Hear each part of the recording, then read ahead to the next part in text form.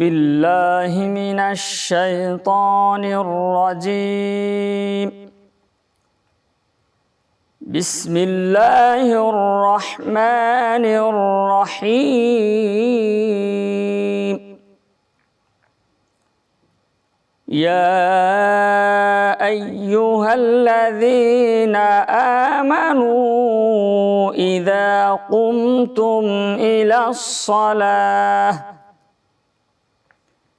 إلى الصلاة فاغسلوا وجوهكم وأيديكم إلى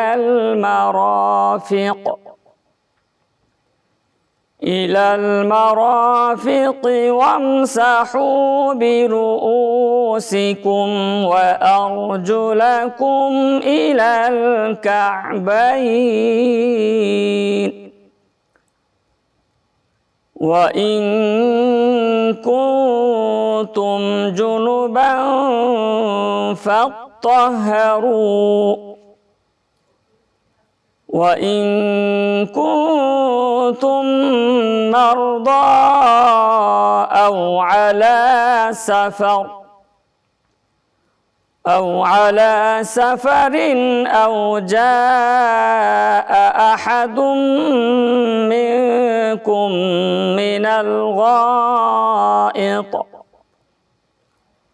من الغائط أو لامستم النساء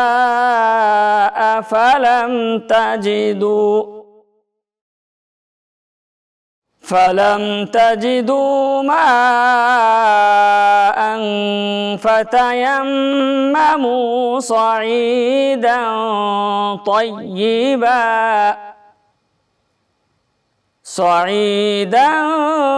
طيبا فامسحوا بوجوهكم وأيديكم منه،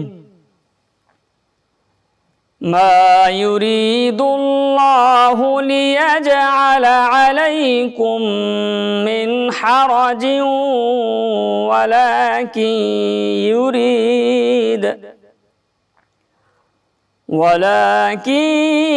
يريد ليطهركم وليتم نعمته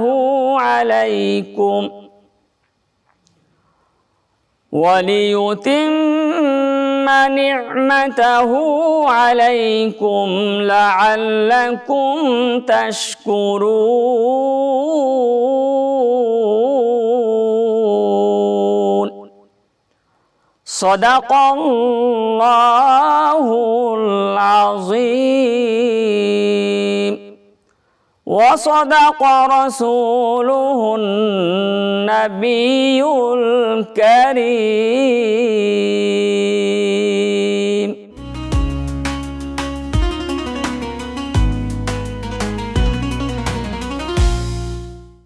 আসসালামু আলাইকুম ওয়া রাহমাতুল্লাহি ওয়া বারাকাতুহু। নাহমাদুহু ওয়া নুসাল্লি আলা রাসূলিহিল কারীম, আম্মা বা'দ। সম্মানিত দর্শক শ্রোতা, আপনাদের সকলকে আমন্ত্রণ জানাচ্ছি বিআরবি কেবল, বিআরবি হসপিটাল নিবেদিত মাহে রমাদান আজকের আয়োজনে।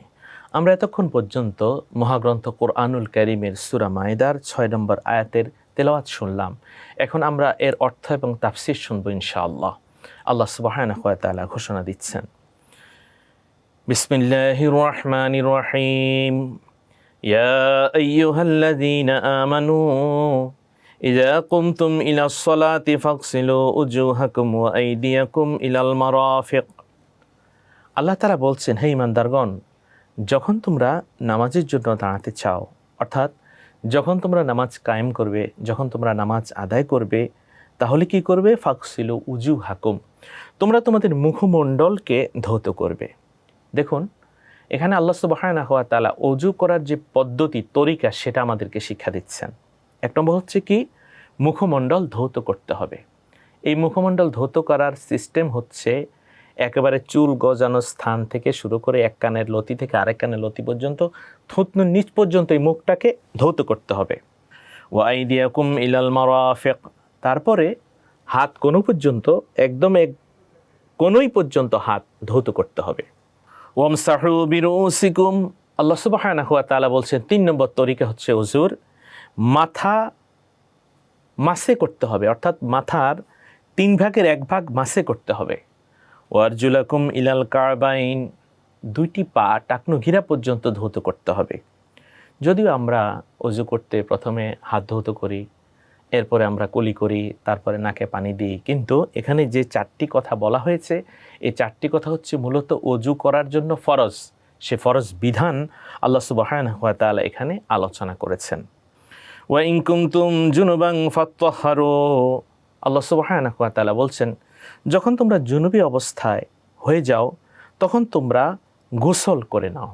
ওয়া ইন কুনতুম মারদা আও আলা সাফারিন আও জাআ আহাদুম মিনকুম মিনাল গায়িত, যদি তোমাদের মধ্যে কেউ অসুস্থ হয়ে যায় অথবা সফরে থাকে অথবা তোমাদের মধ্য থেকে কেউ যদি হাজত সম্পূর্ণ করে আসে, প্রস্রাব পায়খানার যদি প্রয়োজন হয়, আওলা মাসতুমুন নিসা, অথবা যদি স্ত্রী স্পর্শ করে, স্ত্রী সহবাস করে, ফালাম তাজিদু মা, আল্লাহ সুবহানাহু ওয়া তাআলা বলছেন যদি সে পানি না পায়, ফাতায়াম্মামু সাঈদান তাইয়্যিবা, তাহলে সে পাক পবিত্র মাটি দিয়ে তায়াম্মুম করবে। এই তায়াম্মুমের বিধান হচ্ছে তার মুখ এবং হাত মাসে করবে, অর্থাৎ প্রথমে নিয়ত করবে, এরপরে পবিত্র মাটি দিয়ে তার মুখটাকে মাসে করবে এবং তার হাতটাকে মাসে করবে। আল্লাহ সুবহানাহু ওয়া তাআলা চান না তোমাদের কষ্ট হোক, অর্থাৎ পানি না পেলেও পবিত্রতা অর্জনের জন্য কোনো বাধা না থাকে, এজন্য তায়াম্মুমের বিধান দেওয়া হয়েছে। হ্যাঁ, আল্লাহ এটা চান তোমাদের জন্য আল্লাহ পবিত্র রাখতে পারেন, পবিত্র করতে পারেন এবং স্বীয় অনুগ্রহ তোমাদের প্রতি যেন তিনি সম্পূর্ণ করতে পারেন, যাতে তোমরা কৃতজ্ঞতা প্রকাশ করতে পারো। মূলত আল্লাহ সুবহানাহু ওয়া তাআলা সূরা মায়েদার এই 6 নম্বর আয়াতে আমরা কিভাবে অজু করব নামাজের জন্য এবং যদি আমরা পানি না পাই তাহলে কিভাবে আমরা তায়াম্মুম করব, এই বিধান আল্লাহ আমাদেরকে বর্ণনা করেছেন। আসুন আমরা অজু করার বিধান, তায়াম্মুম করার বিধান পরিপূর্ণভাবে জানি, মানি, আমল করার চেষ্টা করি। সম্মানিত দর্শক, বিআরবি কেবল, বিআরবি হসপিটাল নিবেদিত মাহে রমাদান অনুষ্ঠানে আমরা একেবারে শেষ পর্যায়ে চলে এসেছি। এখন আমরা দোয়া মোনাজাত করব, দোয়া মোনাজাতের মাধ্যমে আমাদের অনুষ্ঠান শেষ হবে। আসুন, চাইলে আপনারাও দোয়া মোনাজাত করতে পারেন। আল্লাহুম্মা আমিন। রব্বানা আতমিম লানা নূরানা ওয়াগফির লানা ইন্নাকা আলা কুল্লি শাইইন কাদির। রব্বানা যালামনা আনফুসানা ওয়া ইল্লাম তাগফির লানা ওয়া তারহামনা লানাকুনান্না মিনাল খাসিরিন। রব্বিরহামহুমা কামা রব্বায়ানি সগীরা। রব্বিরহামহুমা কামা রব্বায়ানি সগীরা। আল্লাহ, আমাদের রোজা তুমি কবুল করো। আল্লাহ গো, আমাদের জিন্দেগি তোমার বন্দেগি বানিয়ে দাও। আল্লাহ, আমাদের তামাম সগীরা কবিরা গুনাহ তুমি মাফ করে দাও। আল্লাহ, মাহে রমজান সুস্থতার সাথে সিয়াম সাধনা করার তুমি তৌফিক দান করো।